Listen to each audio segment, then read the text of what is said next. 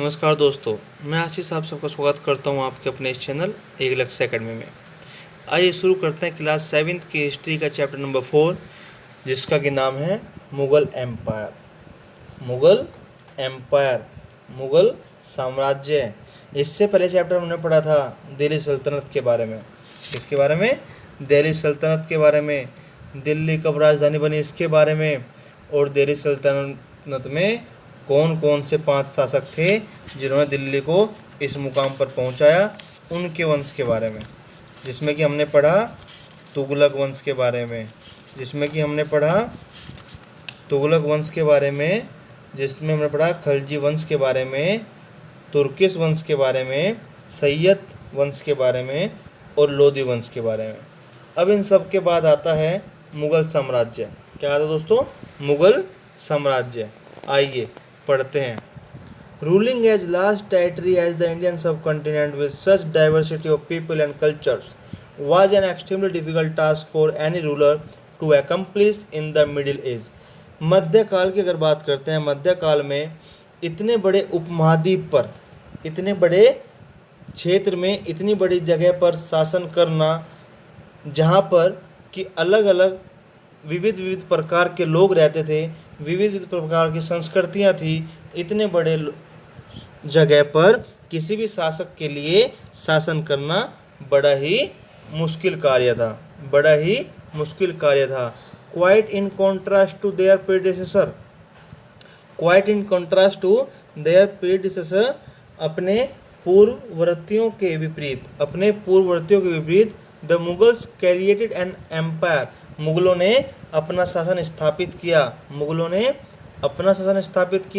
And accomplished what had hitherto seemed possible for only short periods of time, और उन्होंने वह काम पूर्ण कर दिखाया जिसका कि अभी तक संभव हो पाना बहुत कम समय के लिए देखा जाता था, जिसका कि अब तक पूरे विश्व पर, पूरी जगह पर शासन करना कम समय के लिए संभव माना जाता था।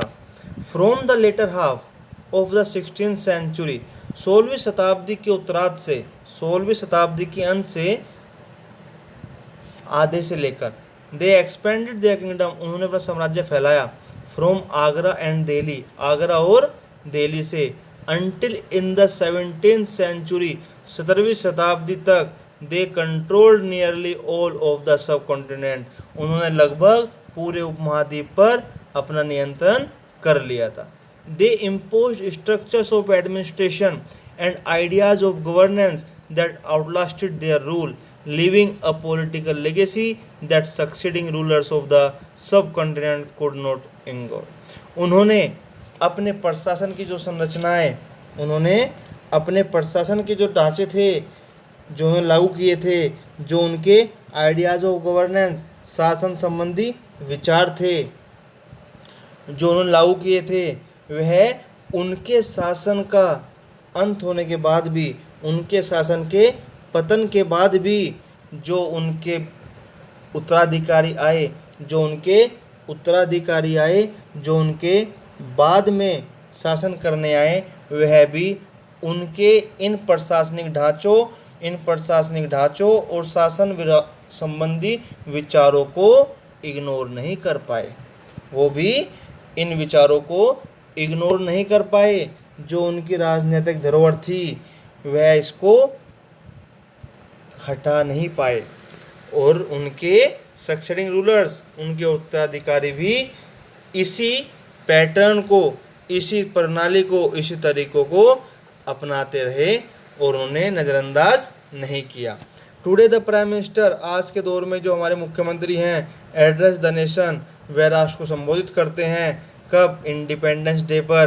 कहाँ से? आपके लाल किले से। कहाँ से? लाल किले से। लाल किला कहाँ पर है? दिल्ली में। तो दिल्ली के लाल किले से राष्ट्र को संबोधित करते हैं। और ये लाल किला था क्या? यह लाल किला मुग़ल शासकों का निवास स्थान था। क्या था? मुग़ल शासकों का निवास स्थान था। आइए ये देखिए, ये आपका रेड फोर्ट। क्या है? ये आपका red fort. Who were the Mughals? अब बात आती है, हमने देखा कि मुग़लों ने पूरे सब कॉन्टिनेंट पर अपना शासन स्थापित कर लिया था, ये मुग़ल थे कौन, कहाँ से आए थे? तो the Mughals were descendants of two great lineages of the rulers. जो ये मुग़ल हैं, यह वंशज हैं दो महान शासकों के वंश के। ये मुग़ल जो वंशज है, यह है दो शासक, ये दो महान शासक के वंश के। फ्रॉम देयर मदर साइड, अगर इनकी माता की साइड से, माता की तरफ से बात करते हैं, तो ये वंशज हैं किसके? चंगेज़ खान। चंगेज़ खान कौन था? मंगोल का रूलर था। कहाँ का? मंगोल का शासक था, जिसने कि शासन किया था चाइना और मध्य एशिया के क्षेत्र में। चाइना और मध्य एशिया के क्षेत्र में शासन करने वाला शासक था चंगेज़ खान, जिसकी मृत्यु 1227 में हो गई थी। तो यह मुग़लों के माता की साइड से थे। अब बात करते हैं इनके पिता की तरफ से। मुग़लों के पिता की तरफ से कौन थे इनके पूर्वज? सो दे वर द सक्सेसर। तो ये मुग़ल जो हैं, यह वंशज हैं किसके? तैमूर के। किसके? तैमूर। तैमूर जिसकी मृत्यु 1404 में हो गई थी। द रूलर ऑफ, यह शासक था ईरान का, इराक का और आधुनिक टर्की का। किसका? आधुनिक टर्की का। However the Mughals did not like, जबकि परंतु जो ये मुगल्स हैं, इनको यह कहलाना पसंद नहीं कि कोई इनको मुग़ल कहे या मंगोल कहे। मुग़लों को यह पसंद नहीं है कि कोई इनको मुग़ल कहे या मंगोल कहे।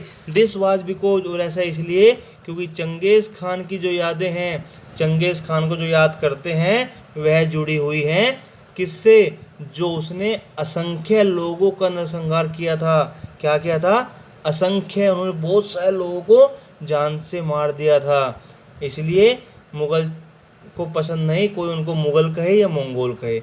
It was also linked with the Uzbeks, और यह उज्बेकों से भी संबंधित है। दे आर मंगोल कंपटीटर्स, जो कि मंगोलों के क्या थे? प्रतियोगी थे। क्या थे? प्रतियोगी। ऑन द अदर हैंड, दूसरी तरफ, the Mughals were proud of their Taimuri ancestry. जो मुग़ल हैं, इनको बड़ा गर्व महसूस होता है जब इनको बोला जाता है कि ये तैमूर के वंशज हैं। क्या बोला जाता है? कि ये तैमूर के वंशज हैं। नोट लिस्ट ऑफ ऑल, ज़्यादा इसलिए क्योंकि देयर ग्रेट एंसेस्टर, उनके यह महान पूर्वज, हैड कैप्चर्ड दिल्ली, उन्होंने दिल्ली पर कब्जा कर लिया था। कब? 1398 में। मृत्यु कब हुई थी? 1404 में तैमूर की। लेकिन तैमूर ने दिल्ली पर कब्जा कब किया था? 1398 में। और 1398 में अगर आपको याद हो तो आपने पहले चैप्टर में पढ़ा था, उस समय यहाँ पर किसका शासन था? 1398 में यहाँ पर किसका शासन था? तुगलक वंश का। तुगलक वंश का शासन 1398 में यहाँ पर था, और उनके जस्ट बाद सैयद डायनेस्टी आ गई थी। They celebrated their genealogy pictorially, each ruler getting a picture. इससे पहले मैं आपको एक पिक्चर दिखाता हूँ, उसके बाद इसकी बात करेंगे। ये एक पिक्चर दिखाई गई है जिसमें बताया गया है कि बीच में कौन है? ये देखिए, अ मिनिएचर पेंटिंग, एक पेंटिंग जो कब बनी? 1702-1712 के बीच, ऑफ तैमूर की और उसके descendants and the Mughal emperors, और मुगल शासकों के। ठीक है दोस्तों, इन द सेंटर, जो तैमूर है वह सेंटर में बैठा हुआ है। एंड ऑन हिज राइट, और उसकी राइट साइड में कौन है? उनका बेटा मिरान शाह। कौन है? मिरान शाह, जो कि पहले मुगल एम्परर हैं, जो कि पहले मुगल एम्परर बाबर के दादा के दादा के दादा हैं। कौन है? बाबर के दादा के दादा के दादा हैं। देन अबू सईद, उनके बाद कौन है? अबू सईद बाबर के ग्रैंडफादर, दादाजी हैं। To the left of Timur, अगर इधर बात करते हैं तो ये सुल्तान मोहम्मद मिर्ज़ा, जो कि बाबर के दादा के दादा हैं। कौन है? बाबर के दादा के दादा। एंड उमर शेख, ये जो बाबर के फादर हैं, बाबर के father Umar Sheikh. The Mughal emperor Babur, Akbar and Shah Jahan are the third fourth fifth, मतलब कि बाबर, अकबर और शाहजहां ये हैं। और अगर लेफ्ट की बात करते हैं सो हुमायूं, जहांगीर, औरंगजेब। कौन है? हुमायूं, जहांगीर और औरंगजेब ये बैठे हुए हैं। अब इस पिक्चर को देखकर अगर बात करें, they celebrated their genealogy pictorially, each ruler getting a picture made of Timur and himself. Take a look at figure 2 which is somewhat like a group photograph. यह जो बनाई जाती है यह अपने वंशावली का प्रदर्शन किया है एक फ़ोटो को बनाकर, जिसमें कि इन्होंने तैमूर और बाकी मुग़ल शासकों को भी उसमें दिखाया गया है। तो उन्होंने पूरा वंश उसमें आपको दिखा दिया। आइए मुग़ल मिलिट्री कैंपेन, मुग़लों के जो सैनिक अभियान हुए उन पर नज़र डालते हैं। Babur the first Mughal emperor, Babur जो भारत का या आप कह सकते हो पहला मुग़ल शासक था। कब से कब तक? 1526 से 1530 तक। Succeeded to the throne of Fergana in 1494 when he was only 12 years old. Babur को सबसे पहले फरगाना का सिंहासन मिला था, यह फरगाना की राजगद्दी मिली थी, उत्तराधिकार मिल गया था। कब? 1494 1494 में, जब वह सिर्फ 12 साल का था। 12 साल की उम्र में बाबर को पहली बार राज्य का सिंहासन सौंप दिया गया था। He was forced to leave his ancestral throne due to the invasion of another Mongol group the Uzbeks. लेकिन उसको जल्द ही वहाँ से निकल जाना पड़ा, या उसको ज़बरदस्ती उसके सिंहासन से उठाकर फेंक दिया गया, या उसको पैतृक गद्दी छोड़नी पड़ी। क्यों? क्योंकि उसके ऊपर, उसके राज्य पर जो मंगोल ग्रुप का दूसरा समूह था उज्बेक्स के नाम से, तो उज्बेकों ने उन पर हमला कर दिया था, धावा बोल दिया था, जिसकी वजह से बाबर को अपना पैतृक गद्दी छोड़नी पड़ी थी। आफ्टर ईयर्स ऑफ वंडरिंग, सालों साल, कई साल तक घूमने के बाद, यहाँ भटकने के बाद, ही सीज्ड काबुल, बाबर ने काबुल पर कब्जा कर लिया। कब? 1504 में। बाबर ने काबुल पर कब्जा कब किया? 1504 में। इन 1526 he defeated the Sultan of Delhi, Ibrahim Lodi, at Panipat and captured Delhi and Agra। 1526 में बाबर ने दिल्ली का सुल्तान इब्राहिम लोदी को पानीपत की लड़ाई में हराया था। आपसे पूछा जाता है कि पानीपत की लड़ाई कब हुई थी, तो वह 1526 में हुई थी। किसके बीच? इब्राहिम लोदी और मुग़ल एम्परर बाबर के बीच, जिसमें कि बाबर जीत गया था और उसने दिल्ली और आगरा पर अपना कब्जा कर लिया था। टेबल 1, हम टेबल 1 देखेंगे अभी। Some of the major campaigns of the Mughals, जिसमें कि जो सैनिक अभियान हुए मुग़लों के, उनके बारे में दिखाया गया है। स्टडी इट, उसको ध्यान से पढ़ो। And see it, you can notice any long term pattern, और आप उसमें कुछ पुनरावृत्ति देखेंगे, आप उसमें ध्यान से कुछ पुनरावृत्ति देख सकेंगे।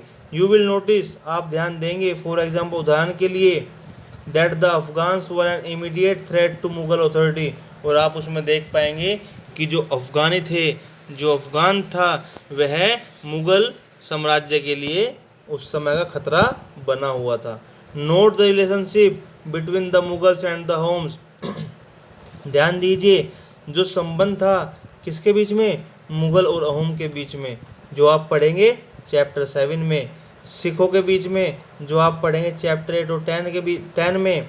मेवाड़ और मारवाड़ के बीच में, जो आपको मिलेगा चैप्टर 9 में। How was Humayun's relationship with Safavid Iran different from Akbar's, तो जो हुमायूं के संबंध थे सफाविद ईरान से, वे अकबर से अलग कैसे थे। Did the annexation of Golconda at Bijapur in Aurangzeb's reign and hostilities in the Deccan, तो यहाँ पर जो अधिग्रहण था किसका? गोलकोंडा और बीजापुर का, किसके शासन में? औरंगजेब के शासन में। क्या वह अंत था? क्या वह दक्कन में इनके अधिग्रहण का अंत था? क्या वह दक्कन में इनके अधिग्रहण का अंत था? नहीं, ये सब चीज़ें आपको देखने को मिलेगी जब हम पढ़ेंगे टेबल 1 कि इसमें क्या क्या हुआ, कब हुआ, कैसे हुआ। आइए शुरू करते हैं। मुगल एम्परर के बारे में कुछ जानेंगे। इसमें क्या पढ़ेंगे हम? मेजर कैंपेन एंड इवेंट्स, मुख्य अभियान और मुख्य घटनाएं पढ़ते हैं। बाबर जो कि शासक थे 1526 से लेकर 1530 तक। कब से कब तक? 1526 से लेकर 1530 तक। तो इसमें आप देख सकते हैं कुल 4 साल, कितना? कुल 4 साल ये शासक रहे। 1526 में इन्होंने इब्राहिम लोदी को हराया और उसके जो अफगानी सहयोगी थे उनको भी हरा दिया। ठीक है, कहाँ पर? पानीपत की लड़ाई में। 1527 में इन्होंने खानवा का युद्ध हुआ। कहाँ का? खांडवा का युद्ध हुआ। किसके साथ? राणा सांगा के साथ। तो इन्होंने राणा सांगा को हराया, राजपूत शासक को भी हराया और जो उनके समर्थक थे उनको भी हराया। 1528 में इन्होंने जो चंदेड़ी के राजपूत थे, कौन थे? चंदेड़ी के राजपूत, उनको भी इन्होंने हराया। उस समय इस्टेब्लिश्ड कंट्रोल ओवर आगरा, इन्होंने अपनी मृत्यु से पहले आगरा और दिल्ली पर अपना नियंत्रण स्थापित कर लिया था। अब बाबर 1530 में एक्सपायर हो गए। इनके बाद बारी आती है हुमायूं की। इसकी? हुमायूं की। हुमायूं ने शासन किया 1530 से 1540 तक, 10 साल। 1530 से 1540 तक। उसके बाद 55 से 56 तक। देखते हैं कैसे। Humayun divided his inheritance, Humayun ने जो उसके पिता की विल थी, वसीयत थी, उसको अपने पिता के अकॉर्डिंग अपने भाइयों में बांट दिया। सब भाइयों को, हर एक भाइयों को एक प्रांत मिला। The ambition of his brother Mirza Kamran, जो उसका भाई था मिर्जा कामरान, वह महत्वाकांक्षी था। उस महत्वाकांक्षी की वजह से हुमायूं को विरोध झेलना पड़ा अफगान के शासक का।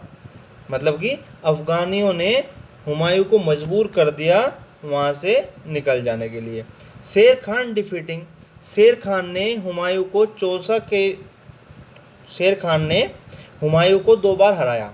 शेर खान ने हुमायूं को 2 बार हराया। एक बार तो हराया चौसा के युद्ध में जो कि 1539 में हुआ था, और फिर कन्नौज के युद्ध में जो 1540 में हुआ था।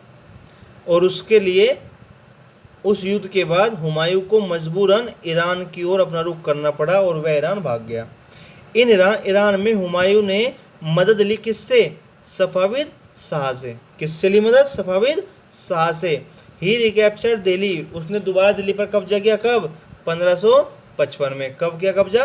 1555 में। But died in next year, लेकिन अगले ही साल मृत्यु हो गई। And after an accident in his building, उसकी बिल्डिंग में, इस बिल्डिंग में किसी दुर्घटनावश मृत्यु हो गई थी। अब उनके बाद नंबर आता है अकबर का, जो कि उस समय सिर्फ 13 साल के थे। अकबरवाद जिनका शासन चला 1556 से लेकर 1605 तक। कब तक? 56 से लेकर 1605। तो ये आपके हो गए लगभग कितना साल भाई? 40 और 44 और 5 लगभग 49 साल। Akbar was 13 years old when he became emperor, जब वह शासक बने तो वह सिर्फ 13 साल के थे। हिज रेन, उनका जो शासनकाल है उसको हम 3 हिस्सों में बांट सकते हैं। पहला 1556 से लेकर 1570 तक। Akbar became independent of the regent Bairam Khan, Akbar यहाँ पर स्वतंत्र हो गए थे। किस किस से? एक तो उनके संरक्षक थे बैराम खान, जो अपने सारे फैसले लेते थे, वही युद्ध करते थे, लेकिन नाम अकबर का होता था। एंड अदर मेंबर, और उनके घर के जो कर्मचारी थे उन सदस्यों से भी स्वतंत्र हुए अकबर। ठीक है। मिलिट्री कैंपेन्स वर लॉन्च्ड, उन्होंने बहुत सारे सैनिक अभियान शुरू किए। किसके खिलाफ? सूरी के खिलाफ और बाकी दूसरे अफगानियों के खिलाफ। अगेंस्ट द नेबरिंग किंगडम्स, और अपने आसपास के साम्राज्यों के खिलाफ भी, जैसे कि मालवा हुआ, गोंडवाना हुआ। And to suppress the revolt of his half brother, और जो उनके सौतेले भाई मिर्जा हाकिम के जो विद्रोह थे उन्होंने उनको भी दबाया। एंड द उज्बेक्स, और उज्बेकों को भी उन्होंने अपने नियंत्रण में करने की कोशिश की। इन 1568 में the Sisodia capital of Chittor was seized, उन्होंने जो सिसोदिया की राजधानी चित्तौड़ थी उस पर अपना कब्जा कर लिया। और इन 1569 और 1569 में रणथंभौर पर उन्होंने कब्जा कर लिया। मतलब कि 1568 में चित्तौड़ पर कब्जा किया और 1569 में रणथंभौर पर भी अपना कब्जा कर लिया। उसके बाद दूसरा शासनकाल दूसरा आता है इनका 1570 से लेकर 1585 तक, 1570 से लेकर 1585 तक। इस समय में इन्होंने काफ़ी सैनिक अभियान चलाए, जैसे कि गुजरात में, और गुजरात के बाद इन्होंने अपने अभियान को जारी रखा बिहार के पूर्व में, बंगाल में और उड़ीसा में। This campaigns were complicated by the, ये जो अभियान थे इनमें इनको दिक्कत मिली, इनमें इन्हें संकट मिला, समस्या झेलनी पड़ी। क्यों? क्योंकि 1579 से 1580 के बीच एक विद्रोह हुआ था। किसके सपोर्ट में यह हुआ था? उसके सौतेले भाई मिर्जा हाकिम के सपोर्ट में। किसके सपोर्ट में? मिर्जा हाकिम के सपोर्ट में, जिसकी वजह से उनके अभियानों में थोड़ी समस्या आई। फिर उसके बाद 1585 से 1605 तक expansion of Akbar's empire, Akbar का फैलता हुआ साम्राज्य। Campaigns were launched in the north west, जो अभियान जारी किए गए, शुरू किए गए, कहाँ पर? नॉर्थ वेस्ट में। कहाँ पर? उत्तर पश्चिम में। खंडहर वाज सीज्ड, खंडहर पर कब्जा कर लिया गया। फ्रॉम द सफाविद, सफाविद से। कश्मीर वाज एनेक्स्ड, कश्मीर को मिला लिया गया। एज ऑल्सो काबुल, और काबुल को भी। After the death of Mirza हाकिम, मिर्जा हाकिम की मौत के बाद, मृत्यु के बाद काबुल को भी अपने शासन में मिला लिया। कैंपेन्स इन द दक्कन, जो दक्कन में अभियान हुए शुरू, एंड बेरार, और बेरार में। Khandesh and parts of Ahmadnagar were next, तो बरार को, खंडेश को और अहमदनगर का कुछ हिस्सा था उनको भी शामिल कर लिया गया। किसमें? मुगल साम्राज्य में। In the last years of his rain, उस अकबर के शासनकाल के आखिरी वर्षों में was distracted by the rebellion of Prince Salim, जो कि थोड़ा होच-पोच हो गई थी, थोड़ा बिखर गया था प्रिंस सलीम, युवराज सलीम के विद्रोह के कारण। युवराज सलीम के विद्रोह के कारण अकबर के जो आखिरी साल थे उसमें दिक्कत आने लगी थी। सलीम कौन? जो कि आगे चलकर जहांगीर बना, जो कि आगे चलकर एक अच्छा शासक या बड़ा शासक जहांगीर बना। तो यहाँ पे अब शुरू आते हैं जहांगीर पर, जिनका शासन 1605 से 1627 तक रहा। Military campaign started by Akbar continued, जो अकबर ने सैनिक अभियान चलाए थे वह जारी रहे। The Sisodia ruler of Mewar, जो मेवाड़ का सिसोदिया शासक था अमर सिंह ने एक्सेप्ट कर लिया क्या? मुगल सर्विस, मुगल की सेवा करने के लिए उसने हामी भर ली। लेस सक्सेसफुल कैंपेन्स, जो पूर्णतः सफल नहीं हुए, वे अभियान कौन से थे? वे थे सिखों के विरोध में, अहोम पर कब्जा करने के लिए, अहमदनगर। ये वो अभियान थे जो पूर्णतः सफल नहीं हो पाए। Prince Khurram, Rajkumar Khurram, the future emperor, जो आगे जाकर शाहजहां के नाम से जाने गए। Rebelled in the last years of his rain, तो उन्होंने जहांगीर के शासनकाल के अंतिम वर्षों में विद्रोह कर दिया। द एफर्ट्स ऑफ नूरजहां, जो नूरजहां का प्रयास था। अब नूरजहां कौन थी? नूरजहां जहांगीर की पत्नी थी।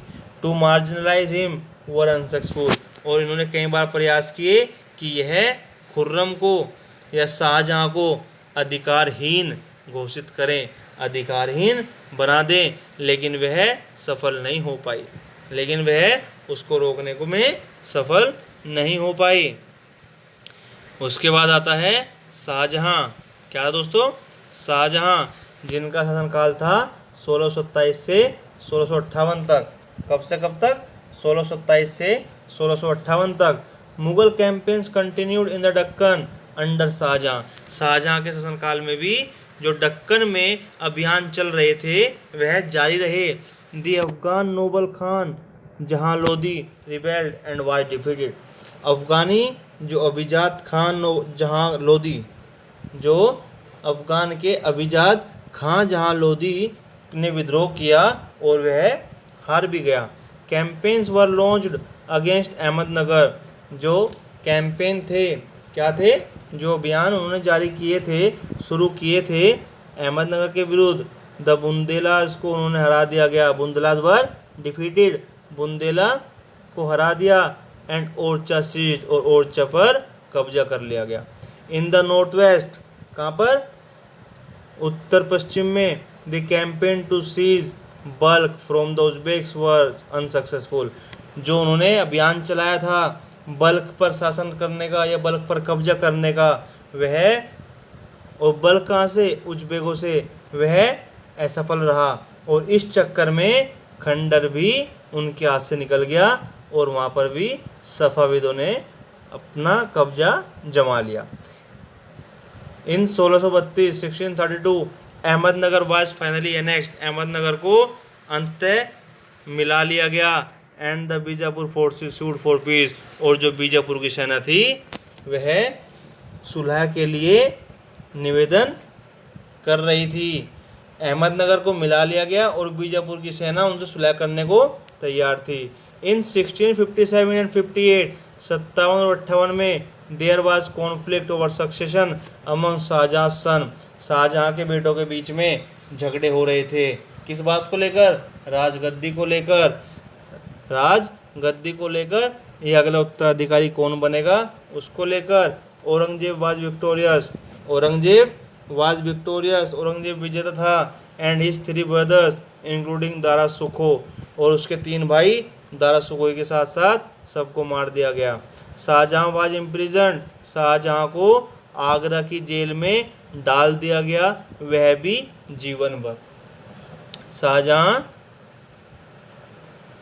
शाहजहां को कहाँ डाल दिया, उसके आगरा वाली जेल में जीवन भर के लिए, या आप कह सकते हो उम्र कैद के लिए। और यह किसने किया था, यह किया था औरंगजेब ने।